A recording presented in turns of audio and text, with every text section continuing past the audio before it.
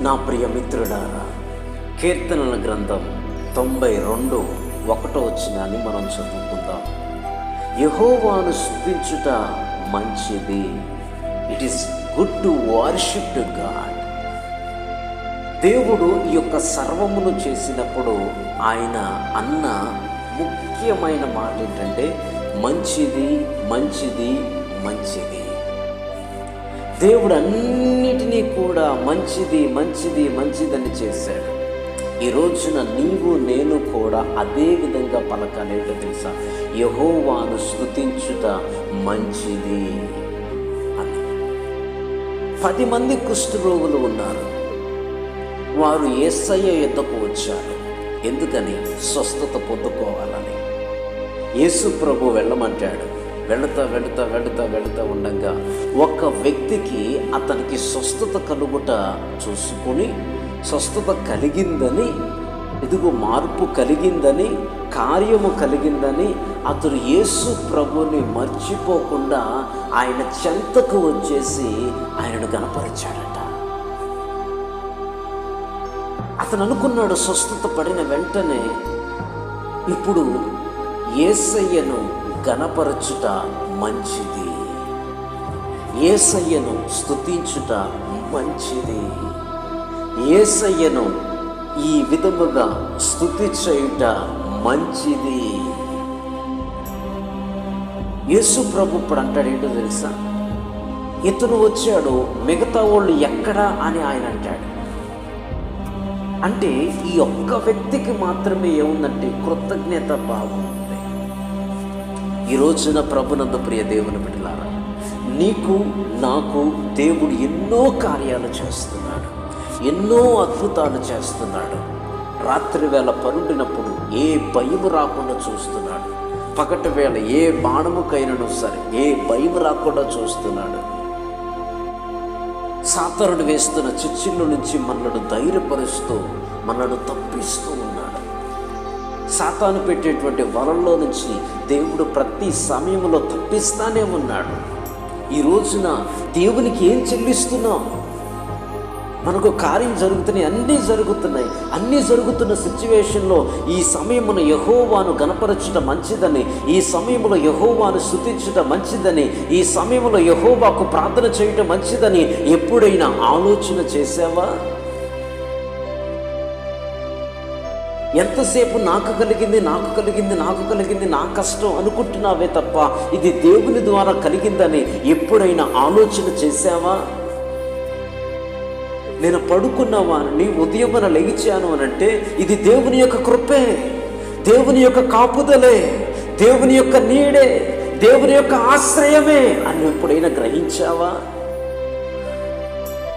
మరణాంతకరమైనటువంటి పరిస్థితుల్లో నుంచి, బాధల్లో నుంచి, ఇబ్బందుల్లో నుంచి, శ్రమల్లో నుంచి, యాక్సిడెంట్లో నుంచి, ప్రతి సమయంలో నుంచి దేవుడు తప్పించాడే.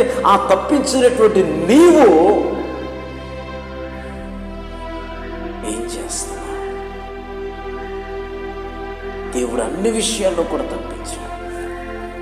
చిన్న విషయంలోనా, పెద్ద విషయంలోనా, అన్ని విషయాల్లో దేవుడు తప్పించాడు. ప్రియమిత్రమా, దేవుడు నిన్ను చిన్న విషయంలో ప్రేమిస్తున్నాడు, పెద్ద విషయంలో కూడా ఆయన ప్రేమిస్తున్నాడు. అందుకని చిన్న విషయంలో అయినా సరే, పెద్ద విషయంలో అయినా సరే యెహోవాను స్తుతించుట మంచిది. అందుకని ఇక్కడ కింద అంటున్నాడు ఏంటో తెలుసా? మహోన్నతుడా, నీ నామమును కీర్తించుట మంచిది అంటాడు. దేవుడు అంత మహోన్నతుడు, అంత ప్రభావం కలిగిన వ్యక్తి ఎవ్వరూ కూడా లేరండి. ఈ లోకంలో ధనికులే కానీ, అధికారులే కానీ, ఎంతమంది ఉన్నా సరే దేవునితో ఎవ్వరూ కూడా సాటి రారు. దేవునితో ఎవ్వరూ కూడా సమానము కాదు. ఈరోజు ఒక వ్యక్తి సహాయం చేయగానే అతను ఏమంటాడో తెలుసా? దేవుడు అంటాడు. ఒక వ్యక్తి కష్టాల్లో ఉన్నప్పుడు ఆదుకునగానే దేవుళ్ళలాగా ఉంచావాలంటాం. కానీ నేను ఒక విషయం చెప్తాను ఏంటంటే, ఆ వ్యక్తిని పంపించింది దేవుడే.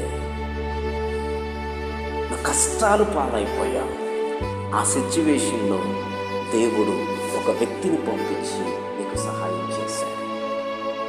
ఈ ఈరోజు అడుగుతున్న ఒక ప్రశ్న, దేవుడు నీకు అన్ని చేశాడే, ఎప్పుడైనా ఆయనను స్తుతించుట మంచిది అని ఎప్పుడైనా అనుకున్నావా?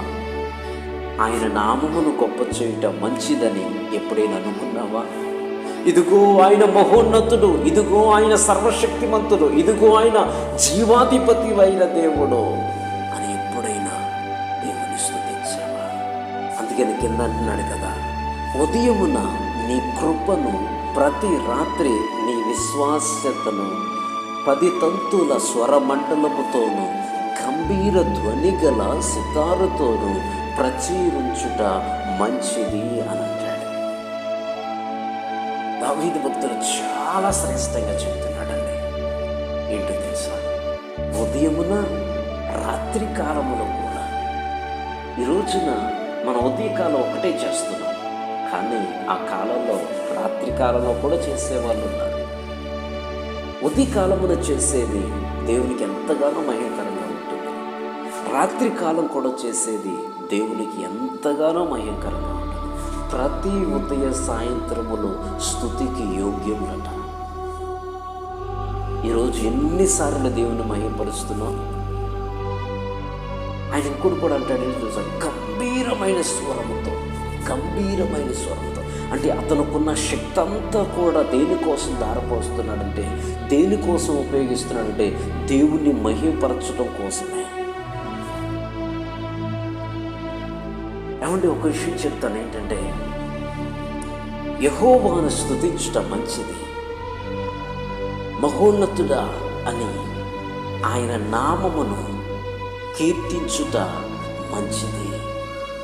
అదేవిధంగా ప్రతి రాత్రి, ప్రతి ఉదయం, ప్రతి క్షణము కూడా మన యొక్క స్వరముతో, మన యొక్క ఎనర్జీతో, మనకున్న స్ట్రెంగ్త్తో ఎవరిని మహిమపరచాలంటే ఈ దేవుడిని యెహోవాని మహిమపరచాలి.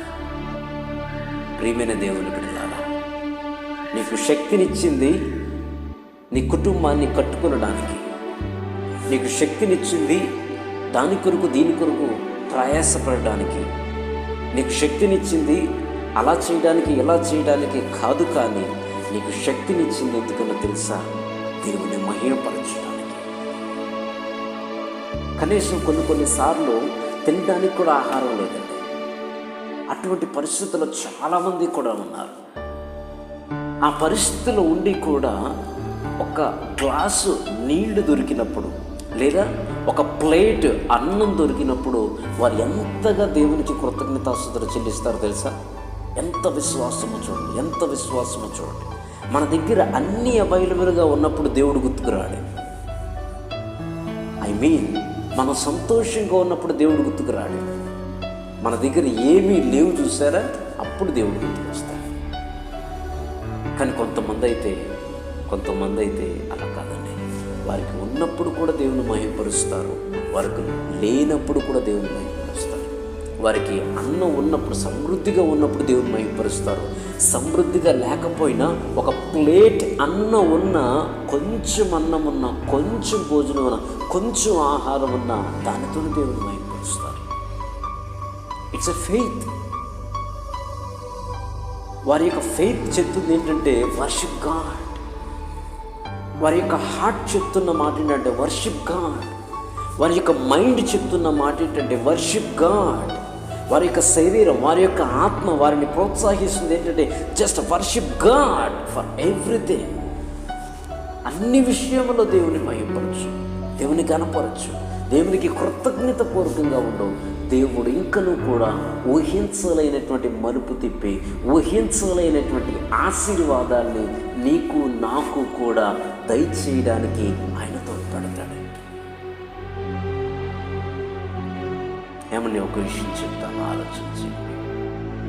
మనకి ఈ లోకంలో అన్నీ ఉన్నాయి, కానీ still we're not going to worship god. దేవుడు అన్నీ మనకిచ్చాడు, సర్వ సంపదలు ఇచ్చాడు, అధికారాన్ని ఇచ్చాడు, కుటుంబం పట్ల బాధ్యతనిచ్చాడు, కుటుంబాన్ని ఏ విధంగా నిర్వర్తించాలో జ్ఞానాన్ని ఇచ్చాడు. సమస్తాన్ని కూడా God is providing what I need, what you need. God is providing. Because of that we have to worship God. అందుకని మనం ఏం చేయాలంటే దేవుని కనపరచేవారు, దేవుని స్తుతించేవారిగా ఉండాలి. ప్రియమైన మిత్రులారా, నీ కుటుంబముతో దేవుని మహిమపరచు, నీ బిడ్డలతో దేవుని మహిమపరచు, నీవును కూడా దేవుని మహిమపరచు. ఎంతమంది నిన్ను వదిలేసి వెళ్ళిపోయినా దేవుని మాత్రం వదలకు. ఎంతమంది నిన్ను రిజెక్ట్ చేసినా దేవుని మాత్రం రిజెక్ట్ చేయకు. ఎంతమంది నిన్ను వెలివేసినా దేవుని మాత్రం వెలివేయకు.